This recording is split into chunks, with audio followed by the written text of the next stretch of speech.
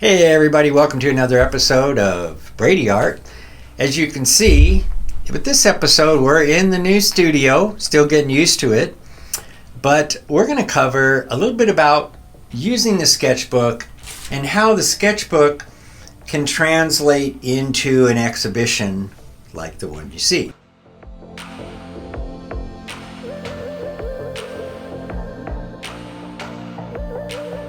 I carry sketchbooks around. This one's a 6x8, and I just kind of draw daily what's around me, what's impacting me. Some people they'll use their sketchbook to practice their skill in what they do. So if you do animation out there, you guys do character animation, you might be using your sketchbook to practice that, develop things, get better angles. Other people, their sketchbooks are when they travel, they record a lot of really cool things. So they're out drawing the scenery, they're on location, and they're amazing, and they develop those skills by doing that. Other people that use a sketchbook, some of you out there might have a similar process to mine, where I just kind of record what's kind of going on around me in society. And many of us know in our culture, our truth is different. Things are alternative to whatever. It's sort of like it's in the air that it's kind of make-believe to me. So that kind of, let's say, a false narrative, whatever you want to call it, alternative facts, to me it's like smog, which was kind of big in the 70s in LA, and then they got rid of it. There was always like a orange haze over the city that was really from all the pollutants. And that's kind of the way I see this sort of dialogue in our culture. So you'll see people in my drawings being absorbed by that orange. Some of them are drinking it up, and some are rejecting it. In some drawings, that orange has consumed everything. And in other ones, you can see it's not consuming them, and they still have a light inside of them. Let's call it the truth. So I use my drawings to, in this case, I'm recording how I think some people feel, and I'll take this drawing and I'll rework it into something like this, and that's what you see behind me. Many of these, out of about 5 sketchbooks, have turned into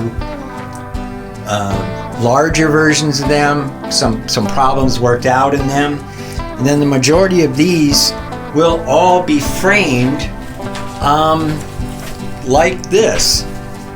Why is this different? There's no white matting around it, so I don't want to see white matting repeated over and over again. So they're tight.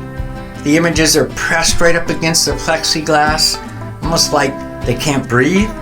And in some cases there's 3D elements added. In this case it's like some matches and some incense sticks, but there might be more that's added. So this is about 40 drawings. It'll be over 100. And in some cases, you might be able to see, they're turned into large 3D paintings that they take a lot more time, obviously. So there's kind of a separation of your thoughts when you're doing a painting. You go home, you go to your life, and you do other things, and you come back to it. Whereas a drawing, it's immediate. It's almost like a quick drum solo. It just comes out of you.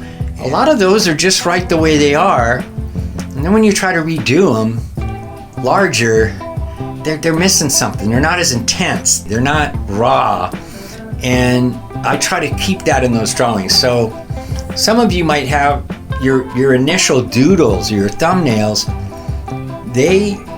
Some people say they're stick figures, but they might be the most accurate thing that you do, trying to depict what you're doing. And so when I scale them up, you're redrawing it, and you're not in the same headspace. So to me, I feel like I'm copying, and that, to me personally, that's a non-creative act. To To me, everything has to kind of be new every time, or it's not a creative act, to me. Some people don't like that and say everything's a creative act, but I'm like, no. When you're creating, you're like a kid in the sandbox. There's no goal, there's no repetition, it's all brand new each time. So it's kind of scary. You're uncomfortable. Almost like a comedian going on stage without his rehearsed material. You're really on the edge, and that's where I feel the most alive as a creative person, is when I don't know what I'm doing and I'm just in that space. I'm just kind of lost in there trying to figure it out. Now, is that a different process from making books and other things that I do? 100%. Because there's rules, there's expectations. And in those types of projects, the artwork does owe some responsibility. It has to live up to certain things to be successful for the client or the project. With the sketchbook or this kind of thing, it doesn't owe anybody any explanation about anything. It doesn't need to defend itself. And it certainly shouldn't be cleaned up and corrected.